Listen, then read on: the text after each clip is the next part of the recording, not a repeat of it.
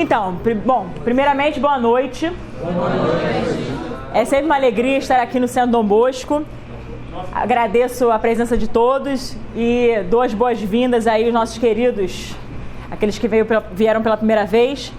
Realmente o Centro Dom Bosco, ele está se transformando cada vez mais em uma família e eu espero de coração que vocês se integrem à nossa família, porque nós começamos assim, né, como um grupo pequeno que aos poucos foi crescendo e amadurecendo, principalmente na fé, e hoje nós chegamos a um número de pessoas que frequentam com mais assiduidade, outras que, enfim, não conseguem vir com tanta assiduidade, mas também fazem parte dessa família.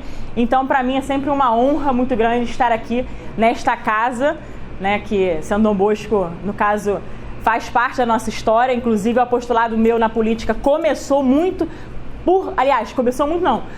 totalmente por conta do Centro Dom Bosco e em razão da influência do Centro Dom Bosco. Então, para mim, é realmente muito gratificante poder retornar, né, a nossa casa, a Associação Civil Composta por Políticos Católicos, que é o Centro Dom Bosco. Bom, gente, é o seguinte, sem mais delongas, hoje a gente vai falar sobre a doutrina social da Igreja.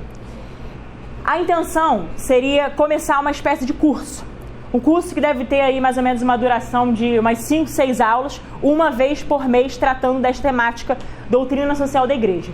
Então hoje a minha intenção é tratar de um aspecto mais geral. A gente vai falar o que é a doutrina social da Igreja, por que uma doutrina social da Igreja e principalmente vai tratar de 10 princípios que norteiam a DSI. Então toda vez que eu falar DSI já sabem doutrina social da Igreja. Bem, então aqui vocês já devem estar se familiarizando, né? Nós temos a doutrina social da Igreja, nós temos então o Vaticano e a bandeira do Vaticano. Por quê? Primeiro nós temos que recapitular o que é a Igreja e por que devemos obediência a ela. Quem fundou a Igreja Católica? Cristo. Por quê? Porque sob Pedro, Cristo outorgou, eu costumo dizer, uma espécie de procuração para que agisse em nome dele, para que fosse o seu representante aqui na terra, o vigário de Cristo na terra. Então, Cristo chegou para Pedro e disse: Pedro, tu és pedra e sobre esta pedra edificarei a minha igreja. E é o que eu costumo dizer. O que é minha? Minha, pronome possessivo, posse, pertença. Então, é a igreja de quem? De Cristo. Então, só existe uma igreja de Cristo. Senão ele poderia ter dito: sobre esta pedra edificarei várias igrejas, ou as igrejas, a igreja, uma igreja. Ele não disse isso, ele disse a minha igreja. E ele estava falando com aquele que seria o primeiro bispo de Roma, o Papa, o primeiro Papa. Por isso que todos os demais papas são os sucessores de Pedro e nós temos então o primado petrino. E a igreja, evidentemente, ela compõe uma instituição hierárquica. Então temos o Papa e nós temos a hierarquia da igreja. Quando Cristo escolheu os 12 apóstolos, ali estavam o colégio dos bispos. Por isso que nós falamos que a igreja é hierárquica. Nós temos um pastor, nós temos o colégio dos bispos, os 12, e nós temos os discípulos, os demais, que compõem a igreja. E evidentemente que a igreja, ela é o corpo místico de Cristo. Cristo é a cabeça da igreja. E quando o apóstolo São Paulo diz que ele é a cabeça, ele também está dizendo que nós somos os membros deste corpo. Por isso que a igreja é corpo místico de Cristo. A igreja é esposa de Cristo. Então isso é uma coisa que tem que ficar muito clara, porque isso tem a ver também com o que nós vamos falar. Até porque, para nós devermos obediência à igreja, primeiro precisamos reconhecer a sua autoridade. A autoridade que está sob Pedro. Porque assim foi outorgado por nosso Senhor Jesus Cristo. Não foi um homem qualquer, foi apenas Cristo. Unicamente Deus, 100% homem e 100% Deus. Então, Cristo que é a cabeça da igreja. Cristo não tem várias cabeças, só tem uma única cabeça. Se Cristo só tem uma única cabeça, um único corpo, evidentemente só pode haver uma única igreja verdadeira. E o que é a igreja? 1 Timóteo, capítulo 3, versículo 15, vai dizer que a igreja ela é o sustentáculo da verdade. Ela é coluna, fundamento. Ela é sustentáculo da verdade. Isso é a igreja. E o que é Cristo? Caminho, verdade e vida. Portanto, dentro da Igreja Católica, nós temos o caminho, sim, da nossa salvação. Porque Cristo é o único meio para a nossa salvação. Cristo morreu por nós na cruz.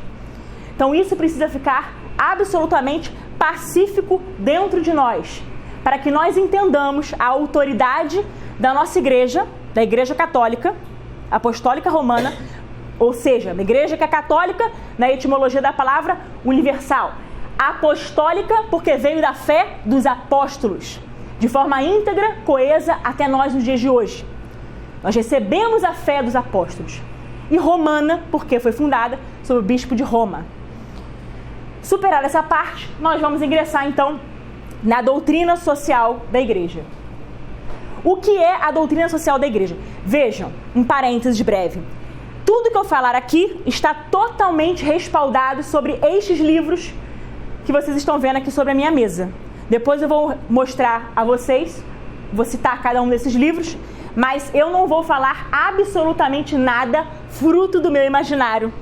Não será invencionice, não serão invencionices. Tudo que eu falar aqui estará absolutamente respaldado, ancorado no que nós chamamos de magistério da igreja. A Igreja Católica, ela está fundada, firmada sobre 3 grandes pilares. Quais sejam? Primeiro, a tradição apostólica. Segundo, o Sagrado Magistério, a primeira tradição apostólica. Segundo, o magistério da igreja, evidentemente. E terceiro, as Sagradas Escrituras. Portanto, os 3 fazem parte dos pilares da igreja. Então, nós, enquanto católicos, devemos obediência irrestrita a estes 3, que se iluminam mutuamente. Nós não temos apenas a Sagrada Escritura. Nós precisamos do magistério infalível da igreja, que à luz do Espírito Santo interpreta, sim, as Sagradas Escrituras, porque as Escrituras, elas foram inspiradas pelo Espírito Santo. Então nós precisamos lê-la com o mesmo Espírito que a inspirou. Então nós precisamos de um discernimento para isso. E quem detém esse discernimento? O magistério infalível da igreja, a exegese da igreja, todo o conhecimento da igreja, da história da igreja.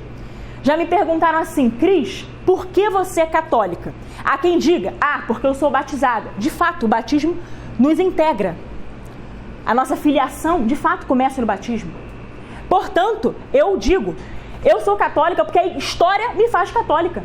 Quando nós estudamos a história da igreja, quando nós estudamos a própria história, nós percebemos o quanto que a Igreja Católica, ela é a única e verdadeira, contra o que não há argumento. Então vejam, por que estou me debruçando sobre isso? Porque nós devemos essa obediência ao magistério da igreja. Nós não podemos escolher aquilo que nós devemos seguir.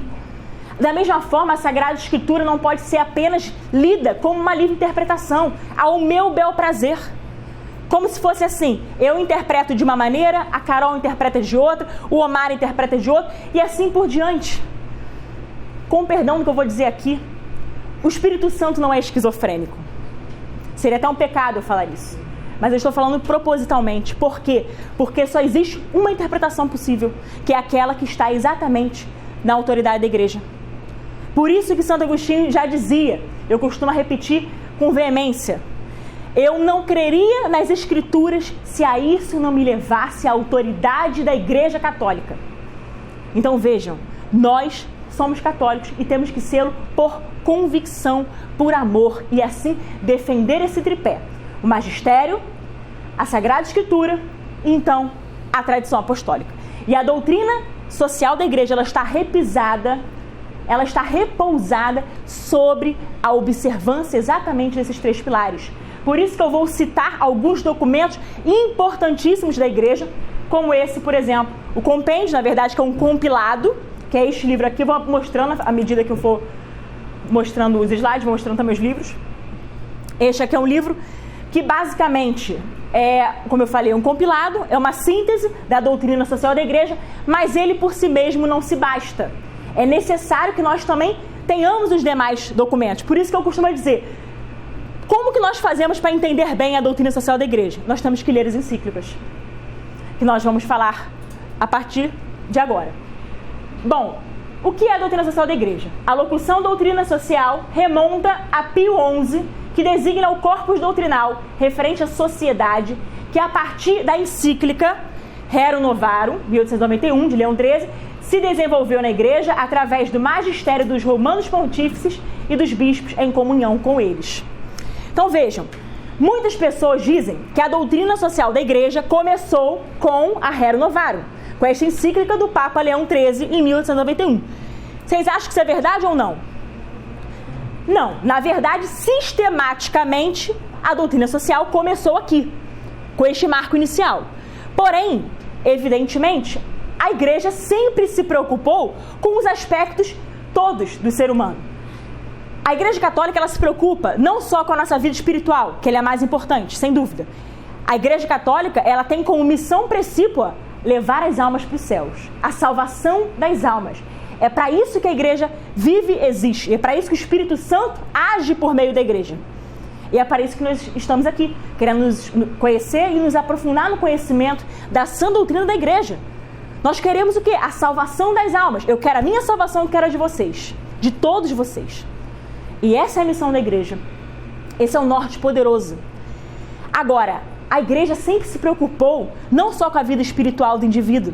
A igreja se preocupa também com a vida intelectual, com a vida cultural, com a vida afetiva, com a vida social, com a vida política, com a vida econômica. Ou seja, a igreja se preocupa com todas as facetas do indivíduo. Por isso que eu ouso dizer que se existe uma doutora em humanidade, essa se chama Igreja Católica. A Igreja Católica é doutora em humanidade, porque se preocupa com o desenvolvimento integral do ser humano.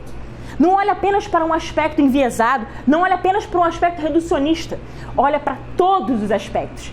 E a igreja sempre foi assim em toda a sua história, desde a fundação com Cristo até os dias de hoje. Com toda a sucessão apostólica, a igreja católica é viva e atuante por meio do Espírito Santo. E ela continua se preocupando com os mesmos postulados de antes. Então a doutrina social da igreja, ela já existe de forma bimilenar, junto com a sua tradição bimilenar.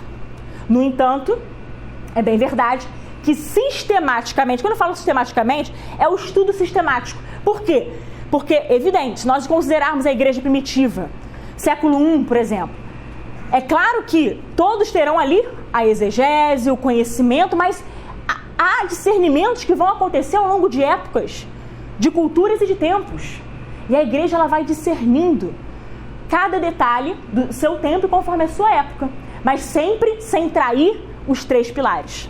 Por isso é que existe essa conservação desses postulados que são intrínsecos à fé católica.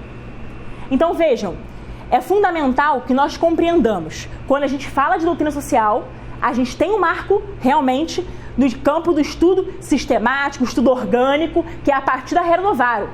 Mas seria leviandade nós dizermos que a Igreja Católica nasceu com a sua doutrina social a partir da Rerum Novarum. Porque antes nós já tínhamos, por exemplo, um São Francisco de Assis se preocupando com a caridade, com o bem comum, com o amor ao próximo, com o princípio da solidariedade, com o cuidado com o outro, o amor, doação. Ele que se despiu da sua nobreza, das suas riquezas, para viver por amor ao próximo, pela caridade.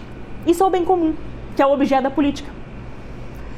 Então, nós já tínhamos São Francisco de Assis antes. Por isso que eu digo que a doutrina social, ela é muito ampla. Olha eu fazendo errado aqui. Aqui algumas das encíclicas, na verdade, se nós jogarmos na internet, né, e colocarmos assim, por exemplo, encíclicas relacionadas à DSI, vocês vão ver, não todas, mas quase todas que estão aqui. Por quê? Porque na realidade, a Divina Redemptoris nem sempre é colocada, mas ela deveria ser colocada. Porque ela fala, por exemplo, da condenação da igreja ao comunismo. Eu, inclusive, não tenho a Divina Redemptoris aqui para mostrar para os senhores, mas quem quiser é só acessar o Vaticano, né, o site do Vaticano, que lá vai ter todas as encíclicas.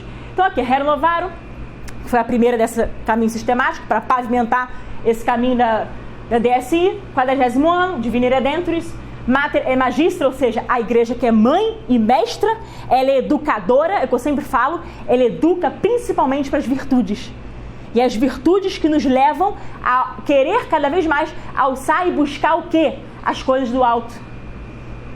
As virtudes que nos querem fazer cada vez mais ter sede de santidade, sede de céu. O que nós queremos? Ser santos. Então a igreja traz esse caminho. Pater Interis, Populorum Progressio, 80ª Adveniens, Laborem Exercens, Solicitude de Direitos Sociais, que também não vou ter aqui para mostrar para vocês, e Centésimos Anos. Então vejam, todas elas aqui, depois se vocês quiserem ver, eu não vou poder doar, infelizmente, mas enfim, eu mostro para vocês, depois vocês podem ter acesso aqui tranquilamente. Agora sim, para falar de doutrina social da igreja, vejam, como eu disse, a Igreja Católica, ela se preocupa com toda a dimensão do indivíduo e também se preocupa com a política. Tem gente que fala, Cris, você ingressou na vida da política, você assumiu essa nova empreitada, que de fato é uma vocação, Deus confirmou essa vocação e aqui estou. Mas o que a igreja tem a ver com isso? Né? Porque tem gente que fala que não se misturam, que a fé e a política não se misturam. Essa é a maior mentira de todos os tempos. Fé e política, na realidade, são indissociáveis. E chega a ser até, desculpa o termo, hipocrisia dizer o contrário. Sabe por quê? Porque eu costumo citar isso.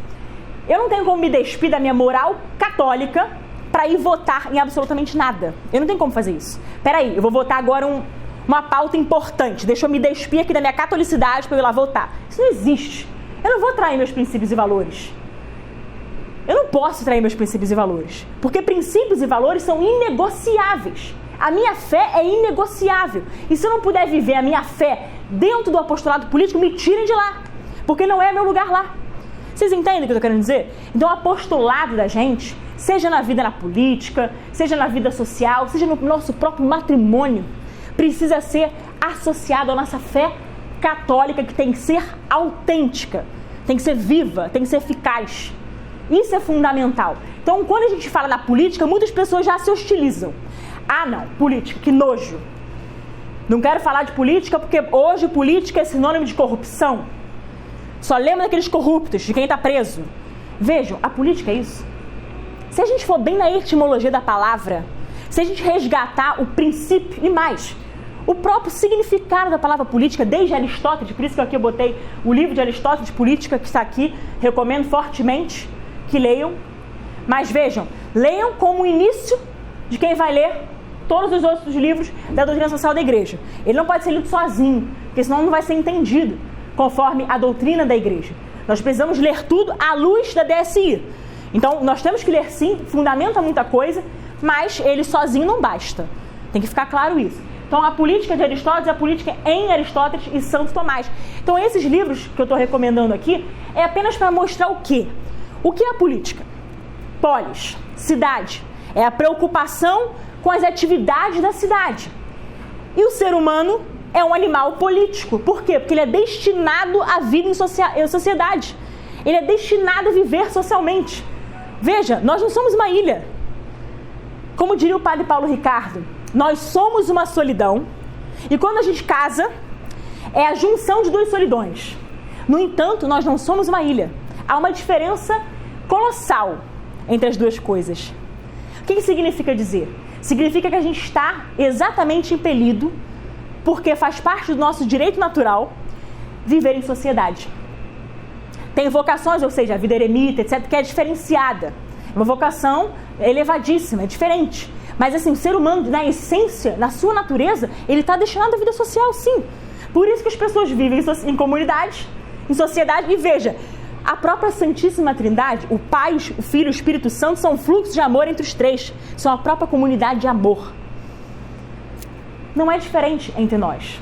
O Sendo Dom Bosco é o quê? Uma associação civil composta por leigos católicos. Há outras comunidades também, católicas, enfim.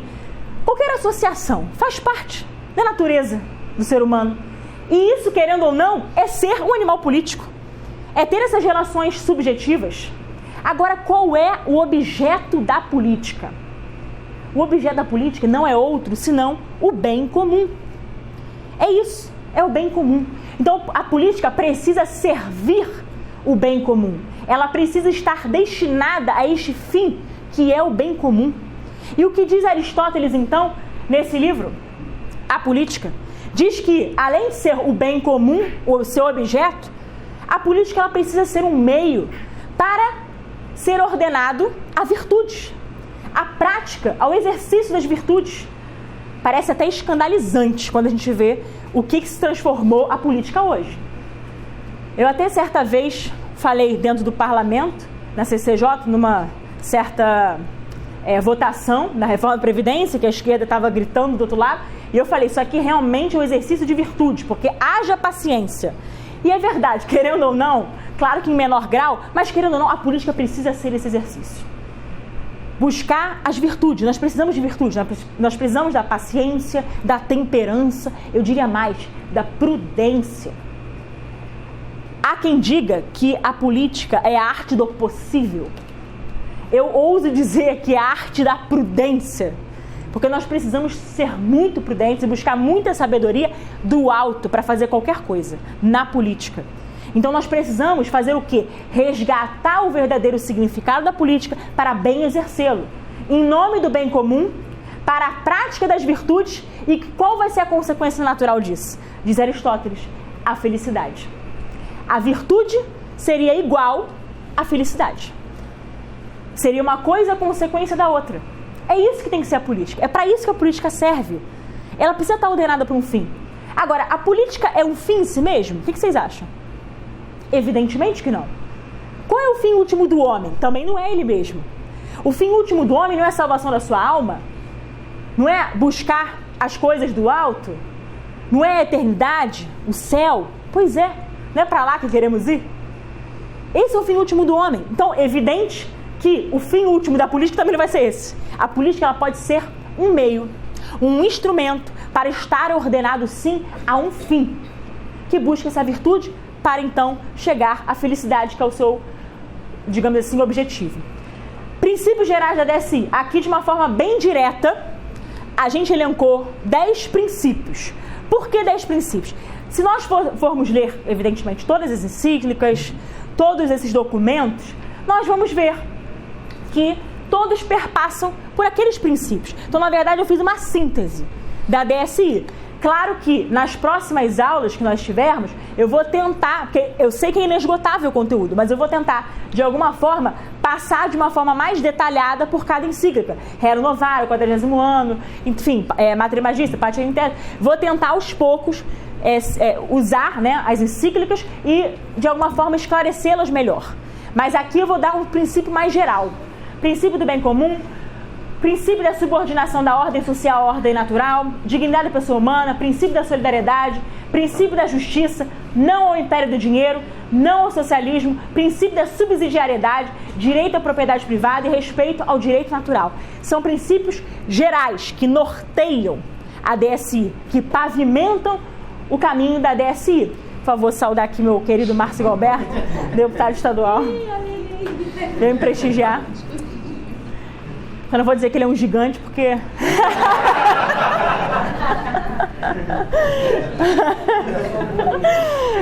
brincadeira da paz. Foi só para quebrar o dia, para ver se todo mundo estava acordado aí. Enfim, gente, agora adentrando diretamente cada princípio, de novo, de uma forma mais sistematizada e mais sintética, mas nas próximas aulas eu prometo me delongar um pouco mais sobre os princípios baseados em cada encíclica. Antes de mais nada, esqueci de falar para vocês, essa encíclica aqui, vocês vão reparar, não estava no rol daquelas encíclicas relacionadas à DSI. Mas eu particularmente considero ela tão importante quanto todas aquelas outras. Por quê? Porque essa encíclica, a Quaes Primas, ela vai dizer exatamente sobre o reinado social de nosso Senhor Jesus Cristo, sobre Cristo Rei. Então, vou dizer para vocês, para que serve tudo isso ali? Para que serve a DSI, se não for para garantir isso aqui? Então, ela foi escrita em 1925, salvo engano, a Quaes Primas. Então, todas aquelas encíclicas que falam da DSI, que buscam elevar o homem, que buscam, tem essa preocupação, sim, exacerbada com o ser humano, no seu desenvolvimento integral, em todas as esferas da sua vida econômica, como falávamos, né? Cultural, espiritual, etc. A Quaes Primas, ela vai dizer exatamente sobre o reinado social de Cristo. Então, o que estamos fazendo aqui? Para que serve a política? Para resgatar o reinado social de Cristo. Tem que ser para isso. Então, a Quaes Primas eu diria também que é leitura obrigatória. O que nós queremos nesse mundo, nessa terra de Santa Cruz, é restaurar a cristandade, sim. E há de quem diga o contrário. Se disser que é católico, seja anátema. Porque, sinceramente, Católico tem que ter essa convicção. Católico tem que ter esse ardor missionário para defender a terra de Santa Cruz, defender o que a gente chama de valores fundantes da sua nação, a vida, a família, de forma inegociável. A gente precisa defender os valores cristãos, os valores morais, porque sem eles, como é que nós vamos sustentar nossa família? Como é que nós vamos nos sustentar perante esse mundo? Então, nós precisamos viver, sim, para resgatar o reinado social de Cristo, garanti-lo. Agora, é completamente diferente daquela ideia imanentista de trazer o paraíso para a terra. Quando a gente fala de restauração da cristandade, quando a gente fala simplesmente de resgate do reinado social de nosso Jesus Cristo, restauração do reinado, enfim, o que significa? Não tem nada a ver com trazer o paraíso para a terra. Essa fórmula de trazer o paraíso para a terra é um dogma da teologia da libertação, que por sua vez é também um dogma do marxismo cultural. Isso é uma tese totalmente imanentista, de imanentização da fé, de negação do transcendente. Como se Cristo não tivesse dito: no mundo tereis aflição, mas coragem, eu venci o mundo. Então veja, ele disse: vai sofrer sim no mundo, vai ter tribulação, vai ter aflição, não serão só flores. O barco vai ficar agitado muitas vezes.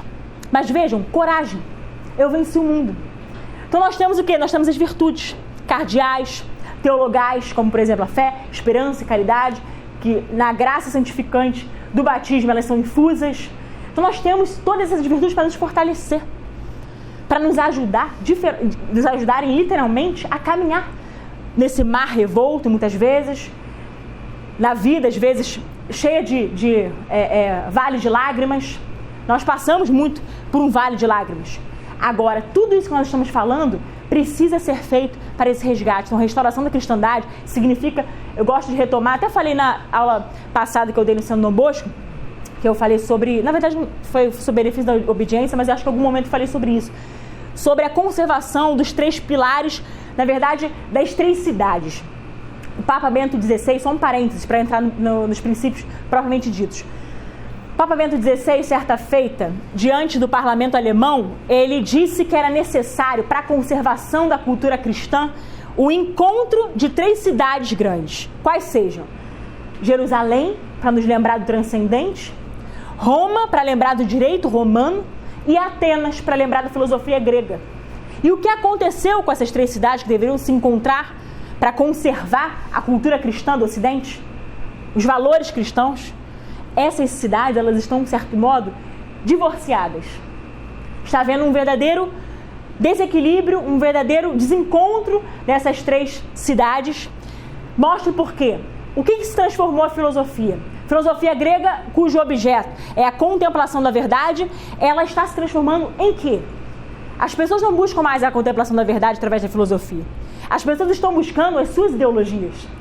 As pessoas estão colocando a ideologia no lugar da filosofia. E o que é ideologia? Filosofia é a busca da verdade. A ideologia não é a busca da verdade, é a criação da própria verdade, baseado na ditadura do relativismo. Então, se eu quero criar a minha verdade, eu estou conformando tudo ao meu intelecto, a realidade ao meu intelecto. Eu estou criando, eu estou produzindo a verdade. Então, a ideologia, evidentemente, a sua premissa, ela já cai por terra ali. Por quê? Porque se parte de um pressuposto relativista, é, antes de tudo, um relativismo moral. Então, não tem compromisso com a verdade. É como se cada um tivesse, entre aspas, a sua verdade. Que é um verdadeiro absurdo. Diferente da filosofia, que tem um compromisso com a busca da verdade.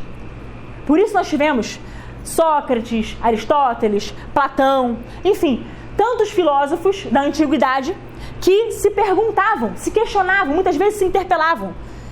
E nas perguntas eles queriam fazer o quê? Qual era o objetivo de tantas perguntas? Às vezes retóricas. Justamente chegar na verdade. Então, a ideologia está tomando conta da filosofia, está sequestrando a filosofia. Então, cai por terra, está caindo por terra a própria cidade de Atenas, nesse sentido, nesse sentido, digamos assim, metafórico, como diria o Papa Bento XVI.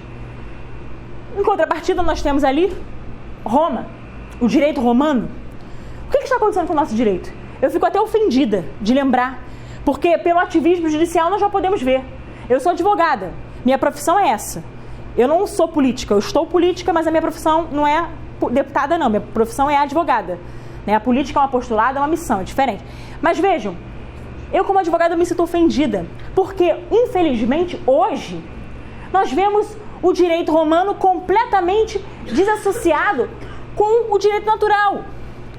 O direito que deveria garantir, por exemplo, a propriedade privada, a vida, a família, etc. e tal, e combater as ideologias, não, o direito romano agora está completamente esvaziado do seu conceito. Está havendo uma motivação, e mais ainda, uma manipulação na semântica, através da semântica, para legitimar certos, entre aspas, que não são direitos porcaria nenhuma, eles dizem que são direitos, mas não são, como por exemplo, entre aspas, direitos sexuais e reprodutivos, que é o quê? Eufemismo para aborto. Isso entra por onde? Pela via, sim, do judiciário, não deixa de ser. Começa na esfera cultural, mas vai invadindo a esfera legislativa, judiciária. Então o direito vai sendo permeado por isso, por leis iníquas, por leis antinaturais. Que nós mais pra frente falaremos sobre o direito natural de forma mais detida. Mas para falar do direito romano, precisava falar sobre isso. E também, sem prejuízo, nós temos Jerusalém. O que está acontecendo com o transcendente? As pessoas não querem mais o transcendente. As pessoas querem o aqui e o agora, querem o imediatismo, querem a satisfação pessoal, querem a alegria daqui, desse mundo, que não é alegria, Que a alegria é fruto do Espírito Santo, é uma euforia, algo passageiro, efêmero. As pessoas querem satisfazer em um determinado momento, elas querem buscar válvulas de escape. Por isso é que tem muitos que estão indo para as drogas, muitos jovens que a gente está perdendo, porque procuram as drogas, porque estão procurando válvulas de escape. Às vezes tem um problema sério dentro de casa, às vezes uma família desestruturada, que leva muitos jovens a se perderem. É muito triste. E nós temos responsabilidade nisso, porque nós somos católicos. Se nós buscamos o bem comum, nós temos sim que combater essas práticas e tentar lutar cada vez mais pelo fortalecimento das famílias. É o que eu sempre digo, se nós temos uma sociedade depravada, desestruturada, é por quê? Porque famílias estão assim. A família é anterior à sociedade e ao Estado, gente. Então nós precisamos nos preocupar com as famílias. E veja, quando um jovem, por exemplo, vai para o caminho das drogas, o que ele busca? No fundo, o catecismo da Igreja Católica ele diz isso. No fundo, ele busca uma felicidade. Só que ele não sabe o que é, ele não sabe onde buscar. E aí, às vezes, ele se vale de meios errados para tentar buscar esse refrigério. E o que ele consegue? Um imediatismo. Algo completamente efêmero. Mas ele não consegue buscar verdadeiramente aquela alegria que é fruto do Espírito Santo. Ele não consegue buscar aquelas virtudes, mas ele escolhe os vícios que nós precisamos tanto combater. Então isso faz parte. E, infelizmente, nessa imanentização da fé, a gente só está promovendo esse tipo de cultura, o que é muito trágico, é muito triste. Uma cultura completamente depravada. Uma cultura que nega o transcendente, que não se preocupa com o transcendente, que não se preocupa mais com o eterno. Eu, todos os dias que eu acordo, sinceramente, eu me pergunto: Senhor, o que queres de mim? O que eu devo fazer hoje? Porque, de fato, a gente tem que se colocar como instrumento na mão de Deus. Quem nós somos? Eu não sou nada sem a graça de Deus. Nós não somos nada sem a graça, que é o favor imerecido. Nada. Mas Deus, ele, evidentemente, ele pode nos usar como instrumentos, como eu vejo muito como o CDB. São Dom Bosco é muito um instrumento de Deus para a salvação de tantas almas.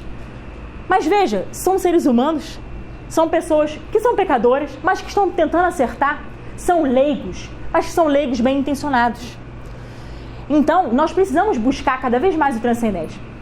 E nós temos heresias infiltradas na Igreja Católica, como, por exemplo, a Teologia da Libertação, que vem destruir, desarraigar a fé católica. Vem destruir na base essa busca pelo transcendente. Porque vem dizer, é o paraíso na terra.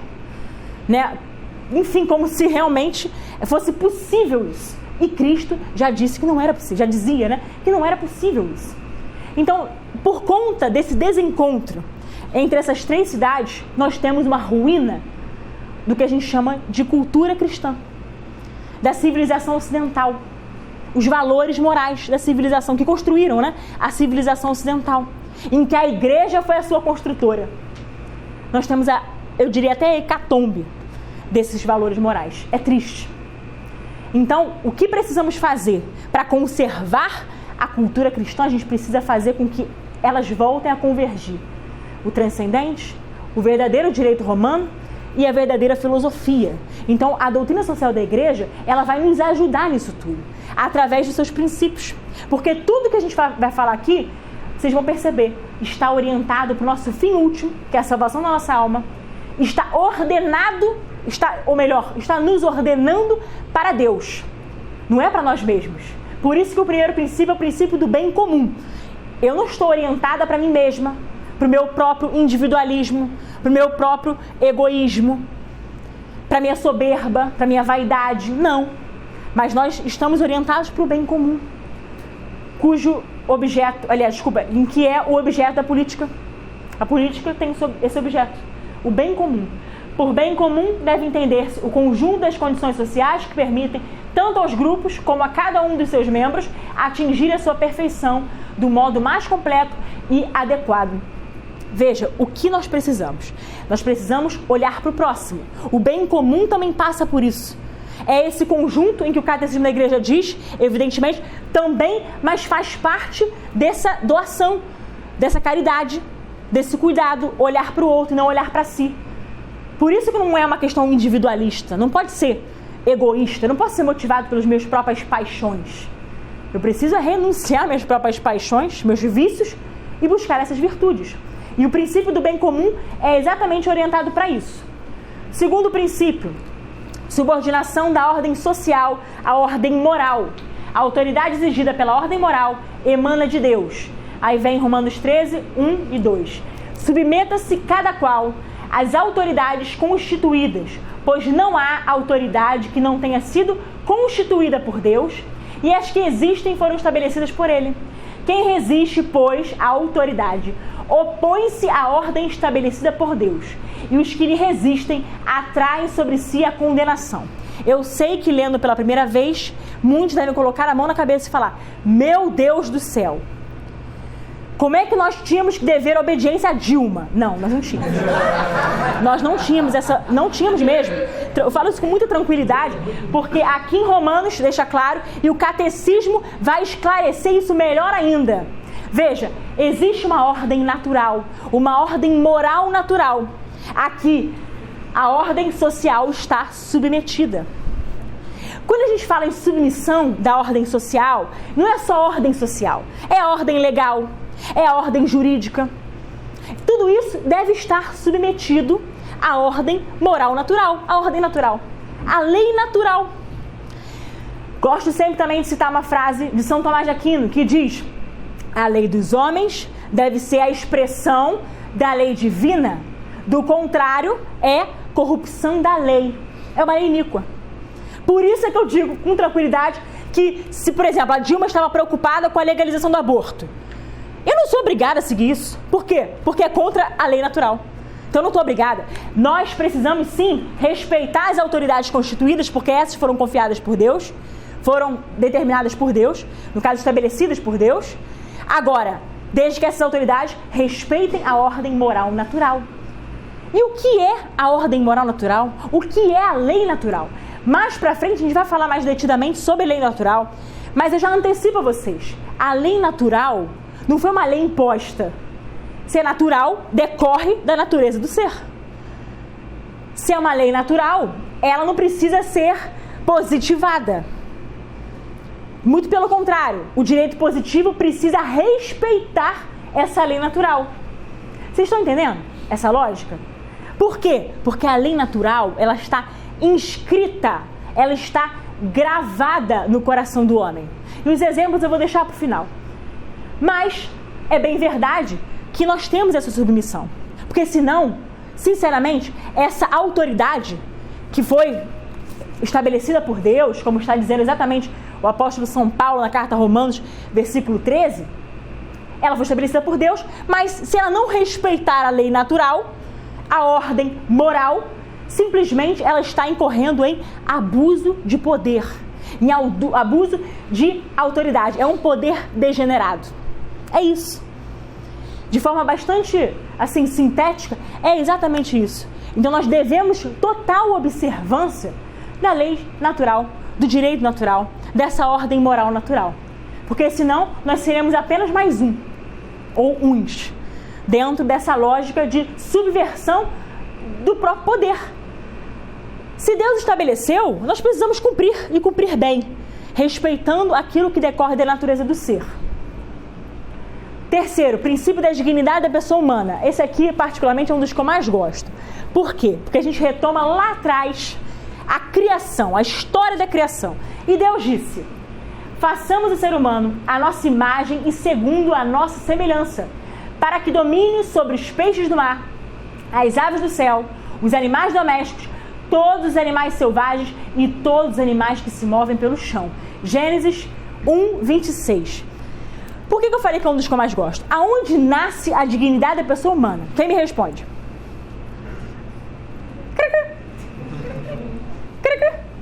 Aonde nasce, gente? Muito obrigada, Shirley. Muito obrigada. Exatamente, no momento da concepção. Então, no momento da concepção, ali nasce a dignidade da pessoa humana. Vamos fazer agora uma reflexão aqui rápida. O que dizem as feministas e o que dizem os esquerdistas de modo geral? Muitos deles que defendem a legalização do aborto. Ah, não! Na concepção não existe vida, não. É a mesma coisa, é como se fosse um tubo mágico. Imagina só, é como se a gestação fosse um tubo. Mal comparando. Aí é aquilo. Não pessoa, não, concepção, não pessoa. Ah, foi se desenvolvendo um pouquinho, primeira semana, não pessoa. Aí depois do tempo, não pessoa. Depois tubo mágico, pessoa. É assim que funciona? É assim? Quem falou isso foi a... Sabe quem fez essa piada? Digamos assim? Foi a doutora Angela Gandro, uma vez. Estava no ministério, ela falou sobre isso. Eu achei muito engraçado, quis repetir, porque realmente faz todo sentido. Não é um tubo mágico. Não é assim. Simplesmente a partir da concepção, e é o que eu costumo falar, por evidência científica, a própria ciência atesta que a vida começa na concepção e vai até a morte natural. Então veja, se a vida começa na concepção, ali nasce a pessoa. Um ser humano não pode dar origem a uma coisa. Quando eu engravidar, espero que muito em breve, sinceramente, eu não vou dar origem a um aglomerado, quer dizer, eu vou dar origem a um aglomerado de células, mas o meu filho será uma pessoa. Não é uma coisa. Não é coisa que se transforma em pessoa. Não é isso. É uma pessoa desde sempre. Então a concepção, ali já nasce a dignidade da pessoa humana. E dentro do próprio direito civil, há uma corrente concepcionista que vai dizer sobre os direitos do nascituro, no artigo 2º do Código Civil. Agora, essa esquizofrenia que tentam criar, justamente, né, principalmente os feministas, que nessa luta pela legalização do aborto, é por quê? Porque elas negam a própria ciência, em razão de argumentos que são completamente falaciosos. Então, quando a gente fala que a pessoa humana começa na concepção, é exatamente o que a Shirley falou. Ali, a alma humana. Antes de nós nascermos, a gente pode até pegar um gancho, né, lembrar de Jeremias 1:5. Antes do nosso nascimento, antes de que nós fôssemos gerados no nosso seio materno, eu já te conhecia. Por quê? Ele já tinha pensado em nós, nos projetado. E já te consagrei profeta das nações. O profeta Jeremias fala isso. E ali também uma prova concreta contra, que cai por terra se a gente for pegar um artigo, ou melhor, um argumento religioso contra esse absurdo que elas defendem, é exatamente, poderíamos citar o profeta Jeremias. Mas a própria ciência, ela já se define. Então, mesmo que eu não quisesse usar nenhum argumento religioso, nós teríamos argumentos suficientes, científicos inclusive, para tratar dessa temática. Então, a pessoa humana, ela começa na concepção e ela precisa ser resguardada, ter o seu direito tutelado desde então. E por que isso? O que é o ser humano? Aí, nós, através da Sagrada Escritura, nós percebemos. O ser humano é imagem e semelhança de Deus. O ser humano é a coroa da criação. É a obra-prima mais perfeita de Deus. Não é à toa que ele colocou todos os animais todo o resto abaixo do homem. O homem está hierarquicamente superior. Assim Deus quis. Tanto que, literalmente, né, nós percebemos, para que domine sobre os peixes do mar, as aves dos céus, os animais domésticos, todos os animais selvagens e todos os animais que se movem pelo chão. Ou seja, tudo. O homem deve dominar. Então, se existe essa questão de dominação, o homem está acima, hierarquicamente superior. E o que nós temos no século XXI? Que o ovo de uma tartaruga é mais importante do que um bebê dentro do ventre materno. Nós temos que um cachorro vale mais do que uma criança. Uma pessoa, isso me escandaliza, e não só me escandaliza, me deixa inflamada, e graças a Deus me deixa inflamada, porque o dia que se parar de me indignar, me internem. Me mandem para o hospício, estou falando sério. Por quê? Por uma razão natural. A indignação, para mim, é natural, porque a minha consciência moral já condena isso. Esse absurdo de colocar em pé de igualdade um ser humano e um animal. Isso é contra o princípio da própria dignidade da pessoa humana, que começa na concepção. Então nós não podemos considerar... Veja, ninguém está falando aqui que os cachorros são ruins, são feios. Não é isso, gente. Pelo amor de Deus. Estou falando só que os cachorros estão abaixo. Entre um animal e um bebê, não tenho dúvida. Você salva quem? Tem gente que salva o cachorro. Porque o cachorro é o melhor amigo do homem. Experimenta deixar o cachorro com fome. Você vai ver se ele é o melhor amigo do homem. Pois é. Pois é. Agora, o seu filho vai fazer isso com você. Então, é importante nós percebermos, sim, que o próprio princípio da dignidade da pessoa humana foi querido por Deus, foi colocado por Deus justamente porque nós somos imagem e semelhança dele. E nós estamos acima, dominando os animais, e somos a coroa da criação. Ah, antes que eu esqueça, rapidinho, volta aqui. Desculpa, gente.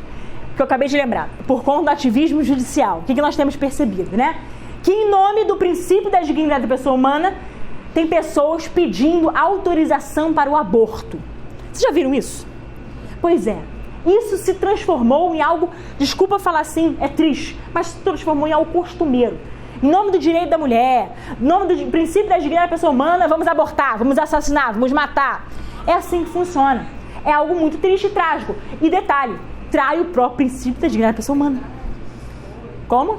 Em nome da liberdade. Exatamente. Em nome de uma liberdade, uma pseudo-liberdade, vamos instaurar essa escravidão, porque é uma escravidão, né? Então, é muito perigoso, né, esse princípio, porque em termos jurídicos, nós podemos ver que, por exemplo, no artigo 1º, inciso 3º da Constituição Federal, nós vemos que o princípio da dignidade da pessoa humana, ele é tipo o princípio nuclear do direito.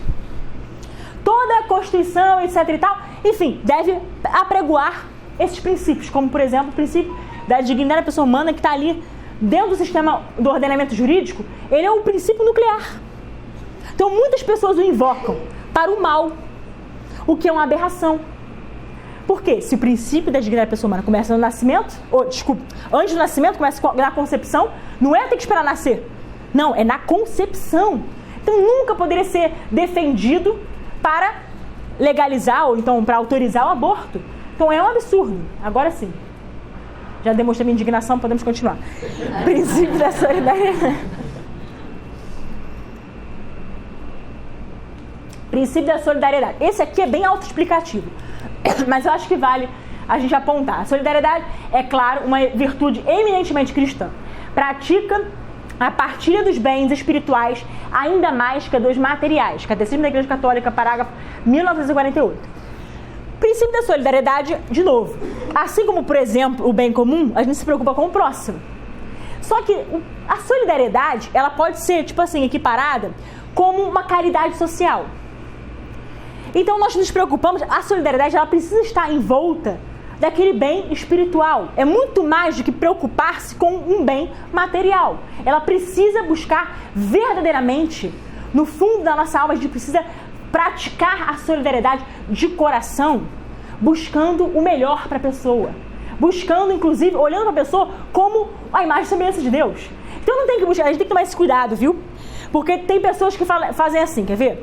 Vejo uma pessoa, de repente, na rua, pedindo esmola. Aí a pessoa, porque tem gente vendo, olha como é que eu sou bonzinho. Aí vai lá e dá dinheiro para a pessoa. Só nesse pensamento, não querendo desnaturar o ato bom da pessoa de ter ajudado, Só que qual foi a motivação dela?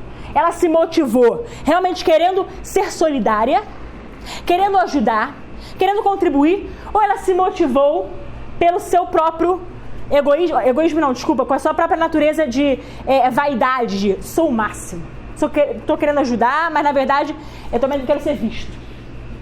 Então, até a própria questão de caridade, né? Então não é caridade, é tipo filantropia, muitas vezes, né? Porque a caridade é exatamente como está no princípio evangélico. É você fazer com a mão direita que a sua esquerda não saiba. Então você fazer de coração, de bom grado. A caridade social não é diferente. A solidariedade não é diferente. Você vai buscar os bens espirituais. Você vai buscar o melhor para a pessoa, de coração. Pensando o melhor mesmo. Não apenas maculando e viciando aquela origem, ou melhor, não só a origem, mas maculando a sua intenção. Porque a gente tem que observar para as nossas intenções, para a intenção do nosso coração. Eu, às vezes, me pego refletindo sobre isso. Quando eu tenho a oportunidade de ajudar alguém, eu sempre me pergunto, eu estou ajudando porque realmente eu quero praticar a caridade concretamente ou porque eu acho que vou ter algum benefício? Então a gente precisa renunciar os nossos vícios, a nossa intenção viciada. E a solidariedade, querendo ou não, pode nos ajudar nisso, na busca dessa caridade verdadeiramente social. Aqui alguns exemplos, né? Madre Teresa de Calcutá, eu acho que mais solidária que essa mulher, eu assim desconheço, né? Enfim, viveu para os pobres. Alguns irmãos, né, da Toca de Assis ajudando algumas pessoas de rua, etc e tal, dando comida aqui mesmo. Eu não lembro agora qual é o dia exato, mas domingo com certa frequência, né, a Toca de Assis se reúne e aí dá comida, cobertor para os meninos de rua, enfim, para as pessoas. Isso é verdadeira caridade. Isso é levar a efeito o princípio da solidariedade, o bem comum. Então a gente precisa espelhar nessas pessoas para buscar sempre fazer o melhor, né? Quinto, princípio da justiça, que é uma virtude cardeal. Virtude cardeal que é uma constante e perpétua vontade de dar a cada um o seu direito. Santo Tomás de Aquino. O princípio da justiça ele também é bastante autoexplicativo, porque é dar ao outro o que lhe é devido. Isso é fundamental. E o que é justiça? Muitas vezes a gente fica querendo fazer justiça com as próprias mãos, que é até um crime, né? Artigo 345 do Código Penal. Mas, mas não é assim, né? Não é esse o critério de justiça. Eu sei que a gente às vezes é muito justiceiro. Acontece alguma coisa, a gente já fica lá. Nosso senso de justiceiro, muitas vezes, não passa de um senso de vingança. Isso é problemático. Esse é um outro vício que existe dentro de nós que precisa ser combatido. E como é que nós podemos combater esses vícios? Buscando as virtudes, como eu sempre falo. E como buscar essas virtudes? Aí tem que ser numa profunda vida de oração, uma vida regrada, uma vida ordenada, sem se desviar do seu foco, do seu fim último. E é um exercício constante, contínuo, perpétuo. E assim a gente vai poder exercer a justiça, a fortaleza, por exemplo, que é uma outra virtude cardeal, a própria temperança, o equilíbrio, que a gente muitas vezes não tem, diante de tantas mazelas, a gente não tem equilíbrio. Às vezes a gente tem aquele ímpeto de querer agir de forma mais imediatista, dar uma resposta rápida, porque nós somos o máximo. Não, eu vou deixar barato isso não, não quero deixar barato isso não. Pois é, a gente não quer se rebaixar. Mas a gente precisa observar os próprios ensinamentos de Cristo. O que Cristo faria em determinadas situações? Veja, não significa ser um banana, tá, gente? Por quê? Porque é aquilo, a gente tem que saber ter o discernimento da hora que realmente a gente precisa agir com mais firmeza e a hora que a gente precisa silenciar como Maria. Assim, eu acho que a gente pode também praticar bastante justiça, inclusive no nosso meio, no meio da sociedade. Que é exatamente isso, né? É dar ao outro o que lhe é devido. Não ao império do dinheiro. Não, portanto, ao capitalismo selvagem. Sim ao capitalismo sadio. Sistema econômico que reconhece o papel fundamental e positivo da empresa, da propriedade privada, da responsabilidade pelos meios de produção. É muito claro que, em último termo, o egoísmo não paga, mas bem faz pagar a todos um preço muito alto. Por isso, se queremos o bem real para os homens, O dinheiro deve servir e não governar. Quem fala isso? Papa Emérito Bento XVI, discurso em Aparecida. Primeira coisa que a gente tem que botar. Eu poderia até citar só essa frase aqui, né? O dinheiro deve servir e não governar. O dinheiro nos governa muitas vezes. A gente, às vezes, serve a dois senhores. Às vezes, a gente age impelido por ganhar, pelo lucro, por ter. Sabe a avareza? Ter o poder? Isso realmente nos seduz muito. Seduz, inclusive, aqueles que são os meus pares, né? Os políticos. Por quê? Por conta das facilidades, né? Ah, hoje eu sou uma autoridade, isso aí. O que isso tem a ver? O que isso tem a ver? Então, às vezes, a gente tem que ter esse juízo, perceber, né? E dizer sempre não a esse império do dinheiro, para que a gente não seja dominado, governado por ele. Quando o Papa Bento XVI fala na condenação do capitalismo selvagem, quer dizer o quê? O que é esse capitalismo selvagem? É essa rentabilidade pela rentabilidade. É a busca desenfreada pelo lucro, sem escrúpulos. É o ter acima de tudo, inclusive posto acima da moral. Isso é um capitalismo selvagem. Agora, vocês vejam bem. A igreja não condena diretamente o capitalismo sadio. Por quê? Porque ele é natural. Por que ele é natural? Vamos pensar no capitalismo. Pensar uma situação básica de meritocracia que eu acho que ninguém vai discordar aqui. Mariazinha e Joãozinho. Mariazinha é uma aluna aplicada, uma aluna extremamente estudiosa, sempre aplicada na sala de aula, interage com os professores, vai para casa, às vezes deixa de sair para estudar e está vislumbrando passar num concurso público. Já o Joãozinho é aquele aluno displicente, relapso, que falta pra caramba, que vai beber, muitas vezes em detrimento de estudar, não quer saber de estudar, só quer saber de bebedeira, e quer fazer o mesmo concurso público que a Mariazinha. Em termos de meritocracia, quem merece passar no concurso público? É consenso ou não é? Tem alguém que discorda? Por favor, levante a mão. Lucas fazendo graça. Enfim, pra variar, né? Se eu fizesse graça, seria Lucas. Ou seja, né, é consenso, porque meritocracia, gente. A pessoa trabalhou, estudou para aquilo. Tá se dedicando, tá se esforçando. Ela não merece passar? Eu sei que tem situações acidentais. Às vezes a pessoa vai, estuda pra caramba, se dedica, chega na prova, passa mal. Às vezes no nervosismo passa mal e não passa. É uma situação acidental, mas não é inerente. Então, a injustiça, ela até pode ocorrer no capitalismo. Como, por exemplo, nesse sentido, às vezes calha do menino passar e da menina não, porque ela, de repente, passou mal um dia da prova. Uma situação acidental, uma injustiça acidental, mas não faz parte, não é da natureza do próprio capitalismo. Então, o capitalismo, como diz o marxismo, né? O capitalismo, ele produz injustiça? Diretamente, não. Ele pode ter essas situações acidentais, mas ele diretamente não produz. É o que exatamente o Papa Bento quer dizer aqui. O capitalismo sadio, se ele for ordeiro, se ele for ordenado, ele faz parte, ele é natural. Por quê? É meritocracia. A pessoa que mais trabalha merece galgar determinados postos, determinados cargos, e merece, inclusive, receber mais. Por quê? Porque às vezes a pessoa se dedica muito mais do que outros. Agora, vamos parear? Direitos iguais, como pensam os socialistas, por exemplo. Tudo igual. Se você tem 5 iPhones, o Igor também pode ter 5 iPhones. Independente do que ele possa ser qualquer pessoa. Ele pode ser uma pessoa relapsa, uma pessoa relaxada, uma pessoa que só dorme. Não tem nada a ver com o Igor não, tá?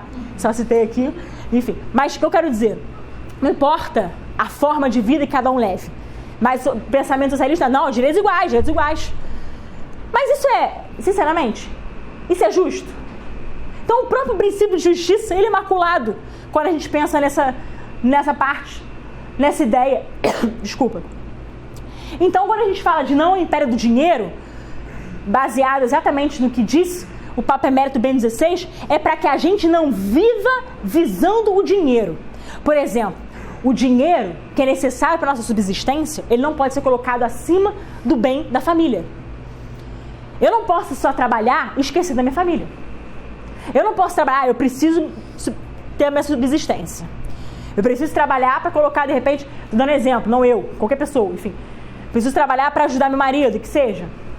Mas eu não posso viver para isso, esquecer da minha vida conjugal, anular a minha vida conjugal, renunciar a essa vida conjugal. Senão eu estaria errando gravemente, pecando gravemente, porque minha igreja doméstica, vamos dizer assim, é exatamente eu e meu marido, começa ali. Essa igreja doméstica, evidente, dentro de casa, né? Então a gente precisa preservar essas instituições que são primárias. Quando a gente fala de instituições primárias, a família é uma delas.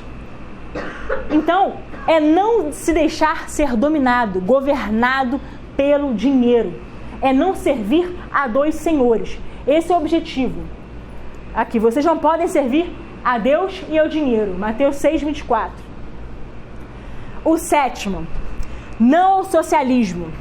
O socialismo como doutrina ou fato histórico ou ação, se é verdadeiro socialismo, não pode conciliar-se com a doutrina católica, pois concebe a sociedade de modo completamente avesso à verdade cristã.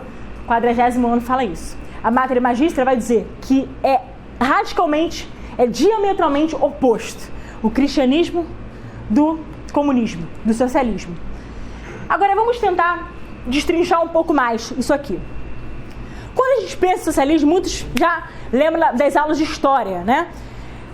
Ditadura do proletariado, para chegar ao comunismo, que seria supostamente aquela sociedade perfeita, a sociedade igualitária, o tal do paraíso na terra, que é altamente utópico. Eu vou perguntar uma coisa para vocês. Os fins justificam os meios? Quem acha que sim, levanta a mão. Que bom que ninguém acha. Graças a Deus. Pois é, porque senão eu ia dizer, o princípio é bastante maquiavélico, porque é mesmo, é baseado em Maquiavel, né? Maquiavel já dizia, os fins justificam os meios. Ele escreveu o Príncipe, né? E qual era a intenção de Maquiavel quando ele escreveu que os fins justificam os meios? A intenção era dizer o seguinte: não importa o que você faça, o importante é a manutenção do poder. Ele falava de fortuna e virtu. Fortuna, né, e virtu. Fortuna eram os aspectos externos. Virtu era algo que poderia ser inerente ao homem. Mas se precisasse anular, renunciar àquilo que fosse inerente ao homem para buscar as questões externas, não teria problema nenhum. O importante é manter o poder. Toda semelhança não é mera coincidência com o que acontece nos dias de hoje, com determinados partidos políticos que fazem de tudo para se manter no poder. Não importa o que se faça, nem que tenha que se instaurar uma ditadura de minorias. Vocês estão percebendo que mundo nós estamos? Que faz todo sentido? Por que eu perguntei se os fins justificam os meios? Porque é claro que para qualquer cristão que se preze, jamais nós poderíamos concordar com essa frase. Os fins não justificam os meios. Por quê? Porque senão nós estaríamos legitimando o comunismo. Sabe como? Digo como. Em nome de um meio mau, nós chegaremos a algo supostamente bom. Não é bom, mas estou dando exemplo, né? Como se eles não querem pensar em uma sociedade, uma paz social, que seria o comunismo. Pois é, algo, entre aspas, supostamente bom. Então, para chegar nesse algo supostamente bom, vamos passar por um meio mau. Vamos passar pela guerra. Agora, o homem, ele precisa agir buscando seus atos moralmente bons. Porque se for macular o vício, já está maculando por sua vez o seu fim. Então, se os fins justificassem os meios, o comunismo estaria justificado também. Vocês entendem essa questão? Então, jamais um cristão poderia, por essas premissas, defender o socialismo. Além de tudo, né, o socialismo ele é materialista, ele é ateísta. E nós, quando lemos lá o Capital, de Marx, quando nós lemos o Manifesto Comunista, toda aquela engenharia, superestrutura, a infraestrutura, a estrutura... Enfim, quando a gente percebe toda essa engenharia, toda essa lógica de Marx, a gente vê, sinceramente, a gente entra nesse processo e a gente percebe que um cristão jamais pode consentir com atos moralmente maus, e principalmente aqueles atos que são incompatíveis com a sua fé. E aqui, como diz na 40º ano, o cristianismo ele é incompatível com o socialismo. Não tem como eu pensar no transcendente se eu quero, pelos meus próprios meios, conseguir angariar certos benefícios, entre aspas, né, que são aspas mesmo, certos benefícios, eu pelos meus próprios meios, eu por minha vontade, eu pela minha forma. É o tal do fazer justiça com as próprias mãos, sabe? Que é condenável. Pois é. Então isso nunca pode ser por nós aceito. E sem prejuízo, nós precisamos falar também do marxismo. É claro que eu vou dedicar uma aula futuramente para isso, para falar do marxismo cultural, vou falar de todas as partes, de forma mais detida, capitalismo, socialismo, comunismo, nazismo, vou falar dos ismos, liberalismo econômico, vou fazer questão porque isso está baseado aqui, ó, cadê o livro? Aqui, ó, nesse aqui. A Ordem Natural. Esse livro aqui é fabuloso, é de um filósofo argentino tomista, é muito interessante, mostra a visão da igreja diante disso tudo que eu estou falando, né? Inclusive do combate, né, e da condenação ao socialismo, marxismo, etc. Então essa leitura também, eu diria que é obrigatória da Ordem Natural. Então, mais pra frente a gente vai falar, em outra aula, né, a gente vai falar de forma mais detida sobre o marxismo, mas só pra gente poder entender melhor sobre o marxismo cultural, que foi operacionalizado por Gramsci, o marxismo, muitas pessoas achavam que era somente a luta armada. As pessoas quando pensavam, olha, Marx falava muito do aspecto econômico da coisa, dos meios de produção, vamos combater o capitalismo, etc. Vamos buscar a via do socialismo, chegar ao comunismo, etc. Mas vejam, tudo isso era pensado na luta armada.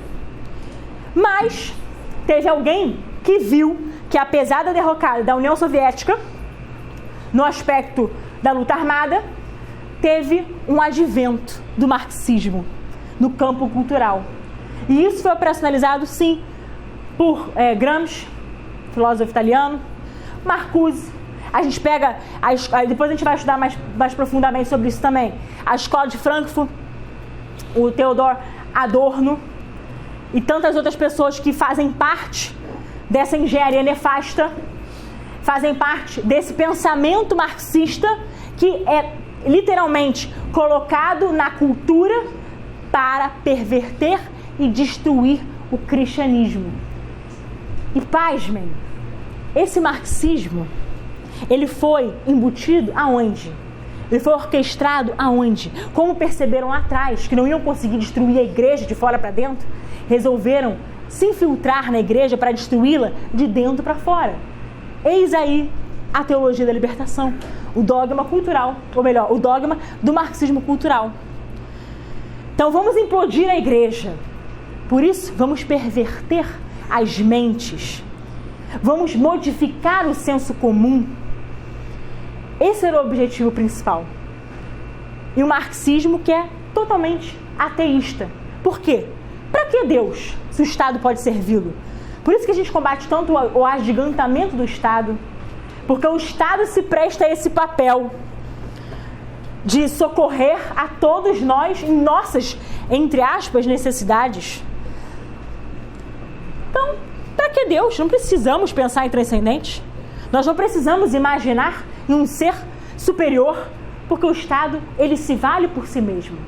Por isso, é ateísta. E ele é materialista, ele busca os bens materiais. Como eu disse, o aqui e o agora. Por isso que a igreja condena com força o socialismo e todos os partidos de cunho socialista, marxista. Então, sinceramente, aqui a gente fala com tranquilidade. PSOL, PSTU, PSB, né?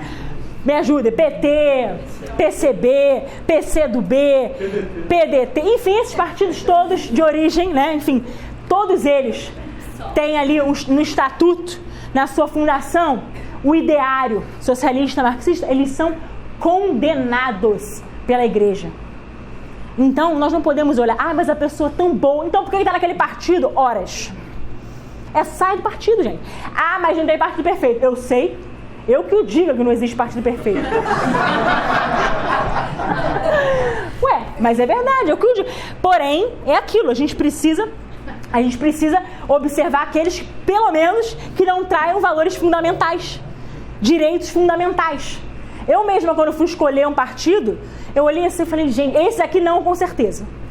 Eu não sabia qual que eu ia entrar, mas eu sabia o que eu não ia entrar, nem sobre decretos.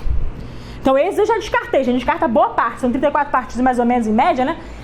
Então, assim, descarta ali boa parte desses, aí o que remanesce é aquilo. PSDB, eu falei, ixi, PSDB também, tudo faria no mesmo saco, também tem ali um socialismo ali embutido, não. Aí a gente começa, PMDB, caciquismo, não, também não. Enfim, a gente começa a ficar meio assim, né? Então, eu quando escolhi, por acaso, o meu partido, pois é, não, mas aí o Novo não é comprometido com pautas morais. Entendeu? Por quê? Fica em cima do muro, também não serve. Católico não pode ficar em cima do muro. Eu tinha que estar num partido que eu tivesse a liberdade de defender meus princípios e valores de forma inegociável. E, sinceramente, o dia que for diferente, eu saio do partido, eu não preciso partir para nada. Quer dizer, preciso para concorrer às eleições. Sem hipocrisia nenhuma.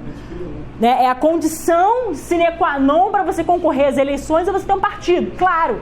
Mas tem que ser um partido que tem ali alguma tangência que você realmente segue. Agora, exemplo, caberia nós estarmos, eu e o Márcio, a gente está num partido que defendesse aborto? Nós que defendemos a vida com tanta força, jamais caberia. Um partido que fosse, sei lá, favorável à legalização das drogas, a ideologia de gênero, gente, seria uma aberração. E não adianta dizer, mas foi a oportunidade que eu tinha, então não concorre às eleições. É melhor você não concorrer às eleições, você não estar na política, do que você trair seus princípios e valores. Sinceramente, eu sei que a política, querendo ou não, é um meio. E se a gente quer a restauração da cristandade, passa também pela política. A doutrina social da igreja, ela deixa isso claro. O próprio reinado social de Cristo, ele passa pela política, sim. Por isso que a gente está lá. A gente não está lá porque eu quis tanto a política, almejei tanto. Não, é porque Deus nos levantou para isso, como vocacionados. Então que a gente faça a vontade de Deus ali, naquilo que nós pudermos fazer, dentro das nossas limitações. E se não for para a gente fazer isso, Márcio, que Deus nos arranque de lá. É o que eu mais peço todos os dias. Se não for para a gente defender de forma aguerrida. E também assim, eu acho, falar aqui um parênteses, eu particularmente, eu não me preocupo, eu falo isso, eu sei que está sendo gravado, não tem problema nenhum, eu não me preocupo com reeleição. Eu me preocupo com os 4 anos de mandato. Deus me deu 4 anos. Deus não me deu 8. Pode ser que eu concorra à reeleição e Deus me dê mais 4 anos. Mas, por enquanto, eu tenho 4 anos. Cada dia basta o seu mal. Cada dia basta o seu cuidado. Nós temos 4 anos pela frente para fazer o melhor. Não para nós, mas pelo povo brasileiro. Dentro desses princípios, sem traí-los. É isso que nós temos. O resto vai ser consequência. E eu não sei o que vai acontecer no futuro. O que eu sei é que nós temos esse tempo para a gente trabalhar arduamente pelo Brasil. É isso. E que seja, então, para essa finalidade. Porque se não for, a gente não vai estar, sinceramente, a gente vai estar fazendo nada, né? Porque o certo é isso. A gente está ali para essa finalidade específica. Está acabando. Princípio da subsidiariedade. A doutrina da igreja elaborou o princípio da subsidiariedade. Segundo ele, uma sociedade de ordem superior não deve interferir na vida interna de uma sociedade de ordem inferior, privando das suas competências, mas deve antes apoiá-la em caso de necessidade e ajudá-la a coordenar a sua ação com a dos demais componentes sociais com vista ao bem comum. Catecismo da Igreja Católica, parágrafo 1883. Princípio da subsidiariedade. De forma também sintética, é o seguinte. Primeiro, a família precede o Estado. A família ela vem antes. A família ela é uma instituição sagrada, criada por Deus. Certo? Todo mundo sabe disso. Então ela precisa ser protegida, salvaguardada. Então a família forma a sociedade. E a sociedade, evidentemente, depois de um certo tempo, passa a ter uma necessidade de ter um Estado para regulamentar direitos. Então o Estado, no fim das contas, ele serve para quê? Para garantir e salvaguardar os direitos desses entes menores. O Estado não pode invadir essa esfera privada da família, como tem feito, de forma bastante agressiva, arbitrária, abusiva. Muito obrigada. O Estado tem entrado com força, inclusive dizendo como que nós devemos ensinar os nossos filhos, o que eu devo ensinar, como eu devo ensinar, como eu devo educar os meus filhos. É o que eu falo, quem é o Estado? O Estado é ninguém se não tiver uma pessoa para coordenar essas ações. O Estado é um ente de razão. O que é o Estado? É um ente de razão. tem que ter lá uma pessoa, evidentemente, para coordenar as ações, orquestrar as ações. Isso é um fato. Mas tudo isso tem que ser para garantir esses direitos da família, que é a célula máter da sociedade, a célula vital, núcleo mais importante. A própria Constituição fala, a família é base da sociedade e merece especial atenção. Por quê? Porque sabe que a família vem antes. Por isso que eu disse que a família precede o Estado. Então o Estado não pode ser um interventor, não pode usurpar essas competências. E o princípio da subsidiariedade é exatamente para colocar limites. Aonde convém o Estado agir? Quando há negligência ou quando há excessos, abusos. 2 exemplos rápidos. Por exemplo, uma criança, ela está sendo completamente esquecida, largada pelos pais. Aí justifica a ação do Estado, através da lei. Inclusive da lei penal, justifica. Por quê? Porque a criança está sendo relegada, está sendo esquecida. Outra coisa, então, essa negligência dos pais justifica a ação do Estado, através da lei penal. Outra ação que justifica, um pai que espanca. Uma coisa é a lei da palmada, que é ridícula, que é iníqua. Por quê? Eu não posso dar uma palmada no meu filho? Não posso. Às vezes uma palmada é muito educativa. Ninguém está defendendo lesão corporal grave, ninguém está defendendo espancamento, não é isso. Palmada faz parte, é o que eu falo sempre. Lembrando de Salomão, quando escreveu lá em Provérbios. Aquele que ama corrige com a vara. Então a vara às vezes é necessária. Eu não tive só a vara, eu tive a havaiana voadora. Mas é verdade. E que bom, glória a Deus. Eu agradeço minha mãe até hoje. Porque meu caráter foi forjado por causa disso. Não sou traumatizada, não preciso de psicólogo por isso. Minha mãe me batia na hora certa. Ela botava os castigos. Não funcionava? Não era só castigo. Então uma palmada era importante, era educativa. Porque eu aprendi a respeitar hierarquia, autoridade. Eu, quando fui para a escola, eu aprendi a respeitar meus professores. Por quê? Porque antes eu respeitava meus pais dentro de casa. Então, o 4º mandamento, honrar pai e mãe, que começa evidentemente dentro de casa, né, ele serve exatamente para derivar todo o resto. O honrar os seus professores, respeitar os seus professores, vem do honrar pai e mãe primeiro. Então, se você não respeita seus pais, como é que você vai respeitar seus professores? Como é que você vai respeitar a autoridade constituída? A própria polícia, como é que você vai respeitar? Muitas vezes, às vezes, é isso. Então, é educativo, palmada. Então, a lei da palmada é iníqua. Agora, aonde justifica a atuação do Estado? O pai espancou o filho. Aí sim. O excesso, claro, tem que ser punido. E com força também. Ninguém está defendendo aqui esse tipo de coisa. O crime. Então, a gente tem que observar esse equilíbrio. O princípio da subsidiariedade, ele diz isso. Direito à propriedade privada. Esse direito constitui um meio apropriado para a afirmação da dignidade da pessoa humana e para o exercício da responsabilidade em todos os campos. E é fator de serena estabilidade para a família, como de paz e prosperidade social. Encíclica Pater Interis. Está até ali. Propriedade privada. Primeiro, é fruto do direito natural. Aonde nasce a propriedade privada? Na família. Na família se perpetua a propriedade privada. Por isso que Marx, na ânsia de acabar com a propriedade privada, o que ele queria? Destruir famílias. Quando ele escreve, por exemplo, A Origem da Família, da Propriedade Privada do Estado, um livro de Marx e Engels, na verdade, foi póstumamente publicado, ou seja, depois da morte de Marx, foi publicado. Então a autoria é principalmente atribuída a Engels, mas também foi escrita pelo seu parceiro Marx. Diz lá que o casamento é a origem das opressões sociais. Por quê? Porque ali começa... Por que fala da opressão social? Porque ali é como se a esposa fosse uma escrava do seu marido, o marido seu opressor, e tinha que acabar com a propriedade privada. Então vamos destruir o casamento, porque dali tem a perpetuação da propriedade privada. Como? O feminismo exatamente vem como gênese ali também, deixa de ser. E veja, como? Direito de herança. Por exemplo, eu e meu marido, a gente tem filhos. Um dia eu venho a morrer. Com toda a alegria do mundo, vou deixar para meus filhos. Herança. O direito de herança. Então, perpetua-se a propriedade privada. E Marx era contra isso. Por isso que automaticamente ele queria acabar com as famílias. Agora, é decorrente do direito natural. Então, tanto família quanto vida, tudo isso, direito natural. E assim vamos por último, respeito ao direito natural. A lei natural, eis aí o fundamento sobre o qual repousa a doutrina social da igreja. Livro A Ordem Natural, página 35, esse livro aqui que eu já mostrei para vocês. Vejam bem, direito natural é aquilo que eu falei insistentemente, decorre da natureza do ser. Não precisa estar imposto. O Estado não precisa dizer o que é. O Estado não precisa impor. Sequer precisa estar escrito em algum lugar. Sequer precisa estar no direito positivado. Eu sempre cito um exemplo que eu julgo como claro.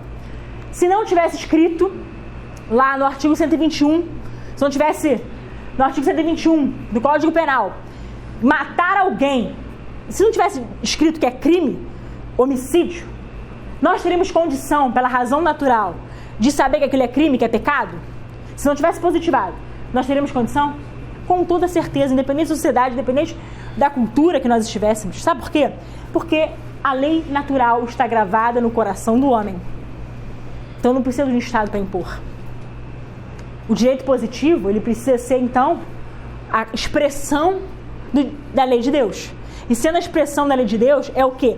É a garantia e a salvaguarda do direito natural, da lei moral natural. Essa lei que está dentro do coração do homem. E através, facilmente, da razão natural, da consciência moral, nós conseguimos chegar a ela. Sem muito esforço.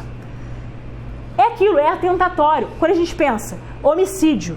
Por isso que eu falei, se não tivesse no artigo 121, eu poderia conceber, poxa, homicídio, matar alguém, isso é lícito? Saberíamos que é ilícito. Saberíamos que é um crime. Saberíamos que é pecado. Que literalmente afronta esse direito natural. Então as leis todas precisam estar respeitando esse direito natural. Quando a gente fala de direito natural, lei natural, a gente lembra, como eu já falei aqui algumas vezes, vida, família, propriedade privada, a própria associação, ou seja, a necessidade, digamos assim, que o homem tem para associar-se, já que o homem é um animal político e é um ser religioso. Então as duas coisas estão, querendo ou não, fundidas. A Pater in Terris deixa muito claro quais são aquelas decorrências do direito natural, aqueles direitos pacíficos. Quer ver uma coisa interessante? A própria legítima defesa do direito natural. Por quê? Eu e uma outra pessoa, a outra pessoa vem me agredir. Meu instinto vai me fazer me defender. É lei natural. Eu vou deixar você... vou ser espancado. Não é assim, gente. Não é assim. Salvo raras exceções, do martírio, etc. Que muitas vezes, né, óbvio, não tem o que fazer, a pessoa vai lá e não reage. Mas, instantaneamente, se vem um agressor, você vai tentar repelir aquela injusta agressão, aquela injusta e grave ameaça. Quer falar uma coisa, Sr. João? Pode falar, enquanto eu bebo água. Não, o que Jesus condenou ali, dar sua face, quando deu uma bofetada, dar sua face, ele está se referindo não ao direito de se defender, mas a proibição de vingar-se do outro por ter recebido o mal. Perfeitamente, isso mesmo. E outra coisa interessante, dentro do que ele falou, eu lembrei. Quando Cristo fala, se te baterem na face, dê a outra face. Se te levarem a capa, a túnica, dê a capa também. O que isso quer dizer? Ele fala, dê a outra face, a sua face, não a face da sua família. Não a face dos seus filhos. Então, sinceramente, se alguém vier fazer alguma coisa contra o meu marido, contra o meu filho, eu vou defender. Com todos os meios que eu tiver. É claro. Porque eu posso dar a minha face agora do meu marido. Onde já se viu isso? A legítima defesa de terceiro também está aí respaldada, né? Agora, quando a gente fala de legítima defesa de si, né, a gente está falando de direito natural. Por quê? Porque é natural que a gente queira se defender. Quando alguém bate na gente, não é necessariamente revidar, como ele falou, não é vingança. Mas é aquilo, se defender. Então, ele faz parte, pura e simplesmente, dessa decorrência do direito natural. Então, minha gente, o Estado, ele precisa respeitar o direito natural, porque, do contrário, ele está subvertendo a lógica e, mais ainda, ele está degenerando o poder, né, que é o meio pelo qual deve ser garantido o seu fim, e tudo deve ser restaurado em Cristo para Cristo, como diz o Papa Pio X.